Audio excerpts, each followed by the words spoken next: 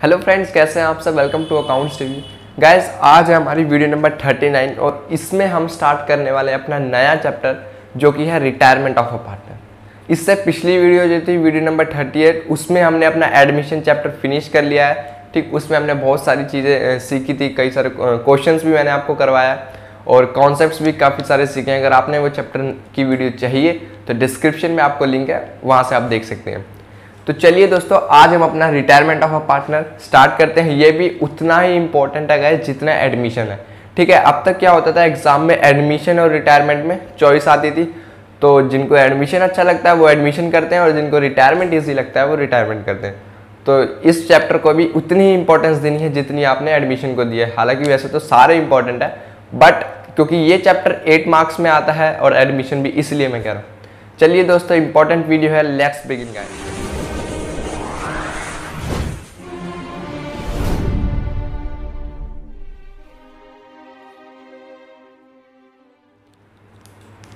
आइए friends, start करते हैं अपना चैप्टर जिसका नाम है रिटायरमेंट ऑफ अ पार्टनर। देखो कह रहा है, देखो अब तक क्या होता था, एडमिशन ऑफ अ पार्टनर में मान लो 2 पार्टनर थे ए और बी, तो तीसरा बंदा एडमिट हो रहा है। सिंपल है। रिटायरमेंट में क्या होगा, मान लो अगर 3 पार्टनर है तो एक रिटायर हो जाएगा, इस तरीके से होगा, है ना। अगर 4 है तो एक रिटायर हो जाए, 2 भी हो सकते हैं। इसी तरीके से हमें समझना है। अब देखते हैं, अब पार्टनर में रिटायर फ्रॉम द फर्म, यानी कि एक पार्टनर कब कब फर्म से रिटायर हो सकता है। If there is an agreement to that effect.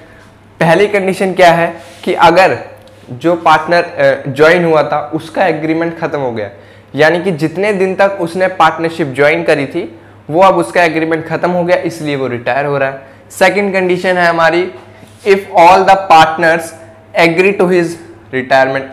अगर सारे के सारे पार्टनर्स एग्री हैं उसके रिटायरमेंट के डिसीजन के लिए, यानी कि कोई 3 पार्टनर है, उसमें से क्या है, एक बंदा रिटायर होना चाह रहा है और सारे के सारे पार्टनर सहमत हैं उसकी रिटायरमेंट के लिए, तो वो रिटायर हो सकता है। थर्ड कंडीशन है, if the partner is at will.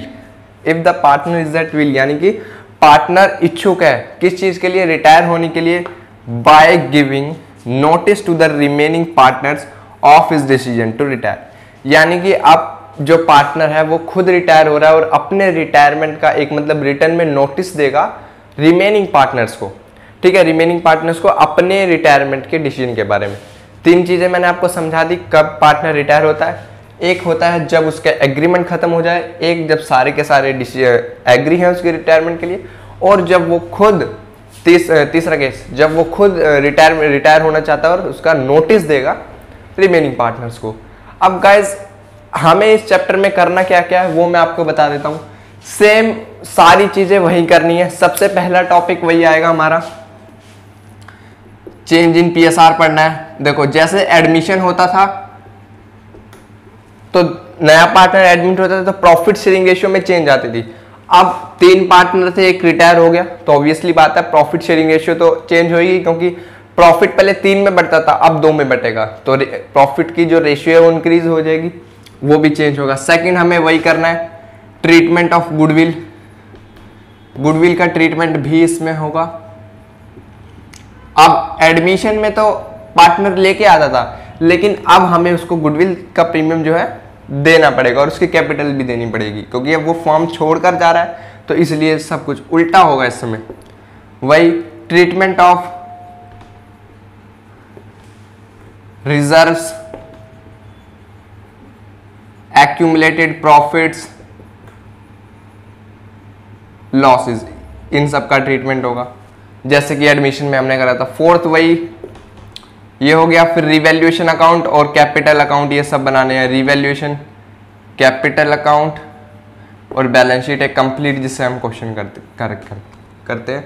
और इसके बाद और भी कोई टॉपिक होगा, कैपिटल एडजस्टमेंट अगर होगा इस चैप्टर में मैं देखूंगा, क्या पता है सीबीएसई ने इससे भी डिलीट कर दिया हो, तो वो होगा तो मैं इसे भी करवा दूंगा।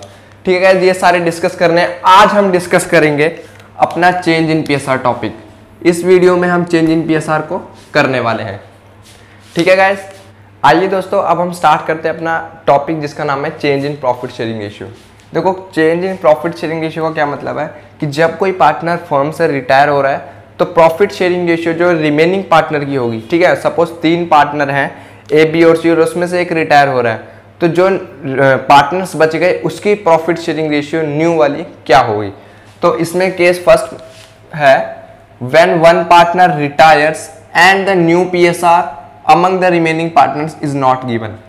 तो देखो कहने का मतलब है जब एक पार्टनर रिटायर हो रहा है और जो रिमेनिंग पार्टनर्स बच गए उनकी न्यू पीएसआर के बारे में कुछ इंफॉर्मेशन नहीं है, यानी कि कुछ कंडीशन कैसे बनेगी।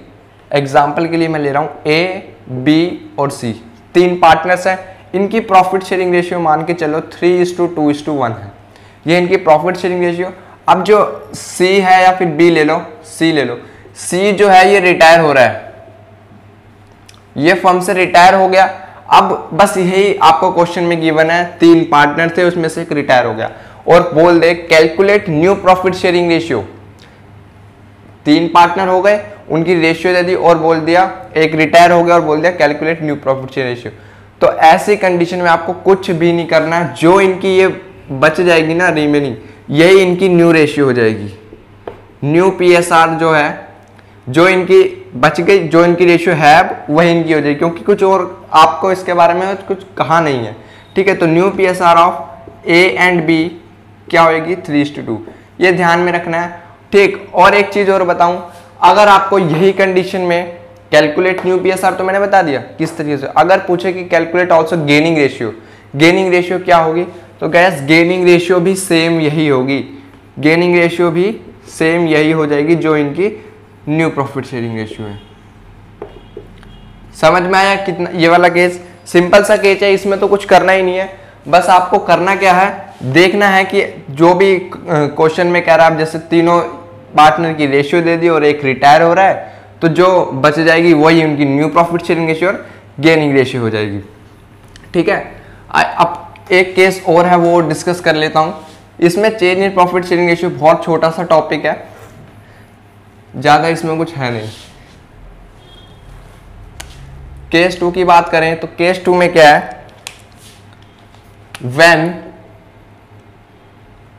द रिमेनिंग पार्टनर्स, अब यहां पे उल्टा होगा इसका, व्हेन द रिमेनिंग पार्टनर्स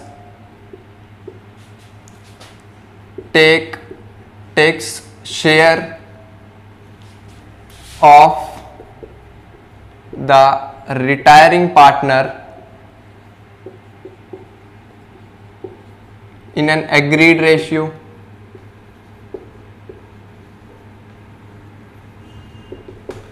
यानी कि जब कोई पार्टनर रिटायर हो रहा है, सपोज एक आपको कंडीशन से बताता हूं, ए, बी और सी 3 पार्टनर है इस बार, इनकी रेशियो है 5:3:2, ये इनकी रेशियो है 5:3:2, और इसमें जो है बी रिटायर हो रहा है, ये वाला बंदा बी जो है रिटायर हो रहा है फर्म से, और क्वेश्चन में क्या कह रहा है, इसका शेयर, बी का शेयर, बी शेयर मैं लिख देता हूं, B share taken by A and C in the ratio 2:1, 2:1 में ये इसका शेयर ले लेंगे। समझ में आया, यानी कि जब कोई पार्टनर रिटायर होता है और उसका शेयर एक पर्टिकुलर रेशियो में रिमेनिंग पार्टनर्स एक्वायर करते हैं, तब हम ये वाला केस बन जाएगा हमारा। अब इसमें किस तरीके से निकालनी है न्यू प्रॉफिट शेयरिंग रेशियो और गेनिंग रेशियो, दोनों बता रहा हूं। देखो सबसे पहले निकालते हैं new profit sharing ratio. B का शेयर कितना था, 3/10, 3/10 था ना, 5, 3, 8, 10, और इस शेयर को ए और सी लेंगे इस रेशियो में, तो ए कितना लेगा भाई, 3/10 का 2/3 ए को मिल जाएगा, और बी सी को कितना मिलेगा, 3/10 का 1/3। तो अगर हम इसका निकालें तो 6/30 ये लेगा और 3/30 सी को मिलेगा, इतना इनको शेयर मिल जाएगा। अब जो शेयर जितना शेयर इन्होंने एक्वायर करा है वो इनके ओल्ड शेयर में प्लस कर देंगे हम। ओल्ड शेयर कितना था, ए का अगर मैं न्यू शेयर निकालूं, एज न्यू शेयर कैसे निकलेगा, ओल्ड वाला प्लस गेन जो इसने गेन करा है, तो ओल्ड था इसका 5/10 प्लस 6/30, इतना इसने क्या करा है, गेन करा है 6/30। तो ये एलसीएम आ गया 30, 10 3 जा 5 3 जा 15 प्लस 6 21/30, ये हो जाएगा। और अगर मैं सी का न्यू शेयर निकालूं तो सिंपल वही निकलेगा, ओल्ड प्लस गेन। ओल्ड कितना था 2/10, गेन कितना कर लिया 3/30, 30 एलसीएम 10 3 जा 30, 3 2 जा 6 प्लस 3, ये हो गया 9/30। तो जो न्यू प्रॉफिट शेयरिंग रेशियो आई है ए और सी की, वो कितनी आ रही है 21:9, क्योंकि देखो 21 और 9 कितने होते हैं 30 होते हैं। इसीलिए इस तरह का केस जब आपको आए तो इस तरीके से आपको करना है। ये तो थी इसकी न्यू प्रॉफिट शेयरिंग रेशियो। अब अगर आपको गेनिंग रेशियो इसमें निकालनी है ना, तो एक देखो इस रेशियो में उसने क्या करा, ध्यान से थोड़ा सा दिमाग लगाओ, इस रेशियो में इन्होंने बी का शेयर एक्वायर करा है। तो भाई जिस रेशियो, हमें यही तो रेशियो चाहिए होती है गेनिंग रेशियो में, कि उन्होंने कितनी रेशियो में उसका शेयर एक्वायर करा, तो यही हमारी गेनिंग रेशियो हो जाएगी। समझ में आया चेंज इन पीएसआर का टॉपिक? दोनों टॉपिक मैंने आपको चेंज इन पीएसआर के जितने दो केस थे सिंपल से, ये मैंने आपको समझा दिए। आई होप आपको समझ में आएगा क्या करना है। नेक्स्ट वीडियो में स्टार्ट करेंगे गुडविल का ट्रीटमेंट। ठीक है गाइस, इस वीडियो से रिलेटेड कोई भी डाउट है तो कमेंट सेक्शन में बता देना। और अगर चैनल को अभी तक आपने सब्सक्राइब नहीं करा तो यार सब्सक्राइब करके बेल आइकन दबा लो, क्योंकि और हाँ गाइस, क्योंकि 31 दिसंबर से पहले आपको पूरा क्लास 12 अकाउंटेंसी का कोर्स मिलने वाला है। हमारे पास बचा ही क्या है, रिटायरमेंट, और फिर इसके बाद डेथ हो जाएगा और डिसॉल्यूशन। कंपनी अकाउंट्स फिर हम स्टार्ट करने वाले हैं, शेयर वाले, डिवेंचर वाले। ठीक है गाइस, तो तब तक प्रैक्टिस करते रहिए, सेहत का ध्यान रखिए। Goodbye, take care.